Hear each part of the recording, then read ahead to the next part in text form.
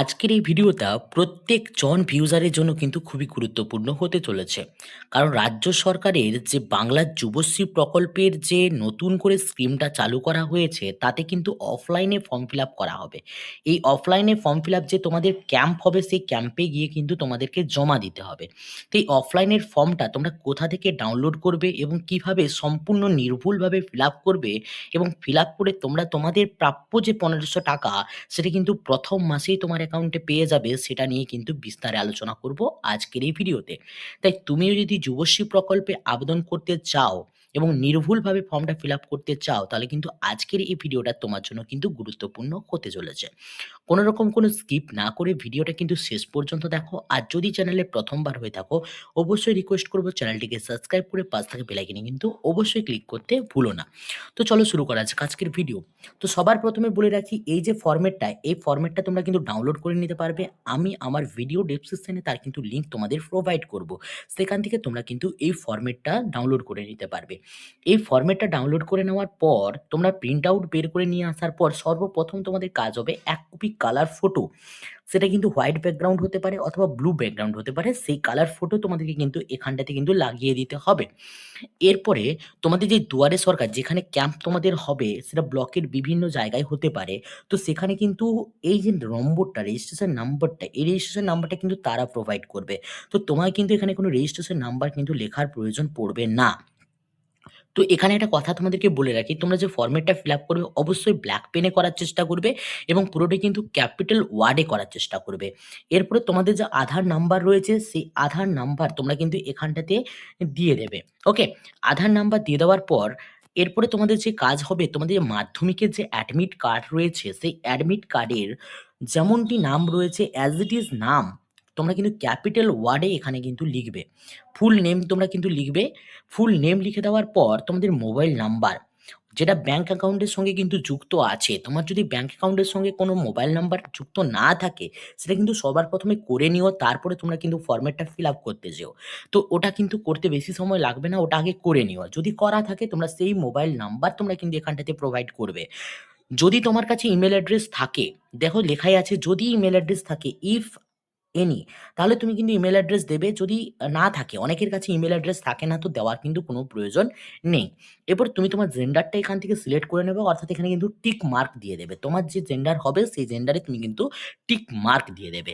এরপরে নেক্সট তোমাদেরকে যেটা করতে হবে, date of birth. Date of birth তোমরা কিন্তু সবার প্রথমে তারিখ দেবে, অর্থাৎ এখানটাতে তোমরা কিন্তু তারিখ দেবে ফার্স্ট, এখানটাতে এই দুটোতে তারিখ দেবে, তারপরে এই দুটোতে তোমরা মাস দেবে এবং এখানটাতে তোমরা কিন্তু বছর দেবে। ওকে? এরপরে যে ২০২৬ এর সাল অনুসারে তোমার এখানে কত বয়স হচ্ছে, মানে ১/৪/২০২৬ এর তারিখ অনুসারে তোমার কত বয়স হচ্ছে, তুমি কিন্তু এখানটাতে সেটা দিয়ে দেবে। ওকে? এরপরে তোমার বাবার নাম অ্যাজ ইট ইজ ক্যাপিটাল ওয়ার্ডে তোমরা কিন্তু এখানটাতে লিখবে। তোমার মাদার্স নেম তোমার এখানটাতে লিখবে। আর যদি তোমার তুমি যদি আ কোনো বিবাহিত পারসন হয়ে থাকো, তাহলে তোমার স্বামী বা স্ত্রীর নাম, স্বামী বা স্ত্রীর নাম তোমরা কিন্তু এখানটাতে লিখবে অ্যাজ ইট ইজ ক্যাপিটাল ওয়ার্ডে কিন্তু লেখার চেষ্টা করবে। লেখার চেষ্টা নয়, লিখতেই হবে। এরপর তুমি তোমার ক্যাটেগরিটা এখান থেকে সিলেক্ট করে নেবে। যদি তুমি কোনো ক্যাটেগরির অন্তর্ভুক্ত হয়ে থাকো এসটি, এসসি, ওবিসি, তাহলে তুমি কিন্তু এখানটাতে এটা কিন্তু দেবে। আর দেওয়ার পরে যদি তুমি কোনো ক্যাটেগরির অন্তর্ভুক্ত হয়ে থাকো, তাহলে তোমার কাছে নিশ্চয়ই কাস্ট সার্টিফিকেট থাকবে। তার যে নাম্বারটা তুমি কিন্তু এখানটাতে দেবে।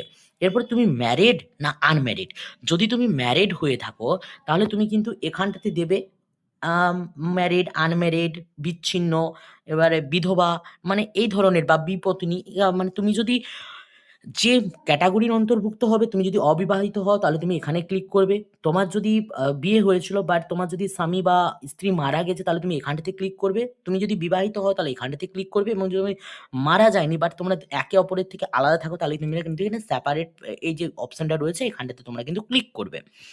এই সমস্ত ফরম্যাটটা ঠিকঠাকভাবে ফিল আপ করার পর তোমাদেরকে চলে আসবে কন্টাক্ট ডিটেইলসে। এই কন্টাক্ট ডিটেইলসে সবার প্রথমে চলে আসতে হবে বাড়ির নাম্বার। এই বাড়ির নাম্বার তোমরা কোথা থেকে পাবে? তোমরা কিন্তু যে ভোটার লিস্ট হয়, সেই ভোটার লিস্ট তোমরা কিন্তু ডাউনলোড করে নিতে পারবে, এবং ডাউনলোড করলে তোমরা তোমাদের কিন্তু বাড়ির যে নাম্বারটা, সেই নাম্বারটা তোমরা কিন্তু পেয়ে যাবে। সেটা কিন্তু ভোটারের যে আমাদের যে অফিসিয়াল পোর্টাল রয়েছে, সেখান থেকে তোমরা কিন্তু ওটা ডাউনলোড করে বাড়ির নাম্বারটা দেখে নিতে পারবে। সম্ভবত বাড়ির নাম্বার দেখবে অনেক সময় এরকম থাকে N00 সামথিং ১, ২ বা কিছু একটা একটা কিন্তু এভাবে বাড়ির নাম্বার থাকে, সেটা কিন্তু ওখান থেকে তুমি ডাউনলোড করে নিতে পারবে। আর যদি ডাউনলোড করতে না পারো, কিভাবে ডাউনলোড করতে হবে সেটা জানতে হলে অবশ্যই আমায় কমেন্ট সেকশনে আমায় কমেন্ট করবে। আমি তোমাদেরকে কিন্তু পরবর্তী ভিডিওতে বলে দেবো যে কিভাবে তোমরা কিন্তু ওটা ডাউনলোড করবে। এরপরে তোমার গ্রামের নাম বা সিটির নাম এখান থেকে ক্যাপিটাল ওয়ার্ডে তোমরা কিন্তু লিখবে।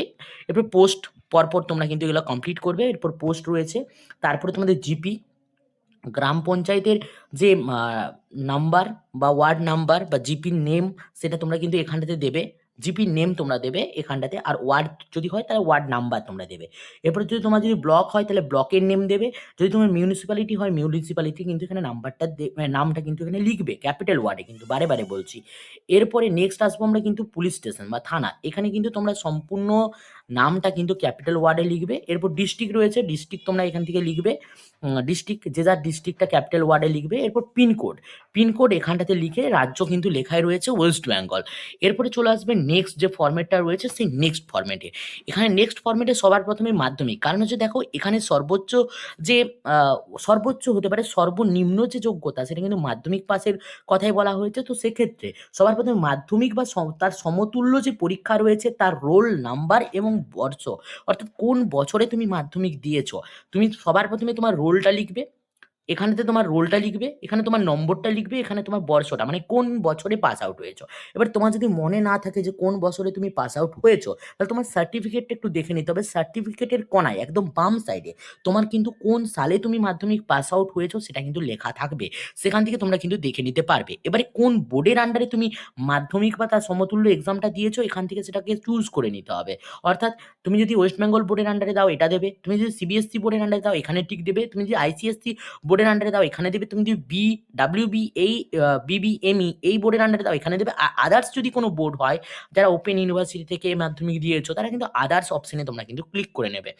এরপরে তোমার হচ্ছে শিক্ষাগত যোগ্যতা সর্বোচ্চ, তোমার সর্বোচ্চ যে শিক্ষাগত যোগ্যতা সেটা তোমার কত, সেই সর্বোচ্চ শিক্ষাগত যোগ্যতার নামটা তোমাকে এখানে দিতে হবে। তুমি যদি এমএ পাস হয়ে থাকো, তুমি যদি বিএ পাস হয়ে থাকো, তুমি যদি ধরো এইচএস পাস হয়ে থাকো, তাহলে তুমি কিন্তু এখান থেকে তোমার যে সর্বোচ্চ যে কোয়ালিফিকেশনটা এখানে লিখে দেবে। আর প্রেজেন্ট অকুপেশন, তুমি এই মুহূর্তে কি করো, তো তুমি অবশ্যই কিছু করো না, তার জন্য তুমি বেকার ভাতার ফর্মটা ফিল আপ করছো। তো এখানে কিন্তু কিছু করি না এই ওয়ার্ডটাই তোমাদেরকে কিন্তু লিখে দিতে হবে। ওকে, এরপরে চলে আসবে আসল জায়গা যেখানে তোমার কিন্তু তোমার টাকাটা তোমার অ্যাকাউন্টে দেওয়া হবে, অর্থাৎ ব্যাংকের নেম।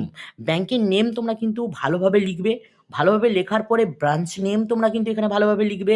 তারপরে অ্যাকাউন্ট নাম্বার ভালোভাবে লিখবে। আইএফএসসি কোড এটাও কিন্তু খুব ভালোভাবে লিখবে, কারণ এগুলো যদি ঠিকঠাকভাবে না লিখো তাহলে কিন্তু তোমার কিন্তু অ্যাকাউন্টে তোমার টাকা নাও ঢুকতে পারে। এরপরে বিষয়টা হচ্ছে যে তোমার কাছে যদি অন্যান্য কোনো সরকারি সাহায্য পান, তাহলে ভিত্তি ছাড়া এটা কিন্তু আমাদের যে মুখ্যমন্ত্রী রয়েছেন তিনি কিন্তু বারবার বলে দিয়েছেন যে তুমি যদি স্বামী বিবেকানন্দ স্কলারশিপ পাও বা কোনো রকম কোনো স্কলারশিপের টাকা পাও, তো সেক্ষেত্রে তুমি কিন্তু এখানে আবেদন করতে পারবে। বাট তুমি যদি কোনো ভাতা পেয়ে থাকো তাহলে তুমি কিন্তু এখানে আবেদন করতে পারবে না। তো তুমি যদি কোনো না পাও তাহলেই তুমি আবেদন করবে, তাহলে অবশ্যই এখানে কিন্তু তোমরা নো অপশনে ক্লিক করবে। আর যদি পান তার বিস্তারিত দিতে বলেছে। তো এখানে কিন্তু তোমাকে দিতে হবে। তারপরে তারা ভাবনা চিন্তা করবে যে তুমি পেলেও পাবে কিনা। তো তুমি যদি পাও তাহলে তুমি আবেদন করতে পারো, হ্যাঁ দিয়ে আবেদন করবে, কেমন?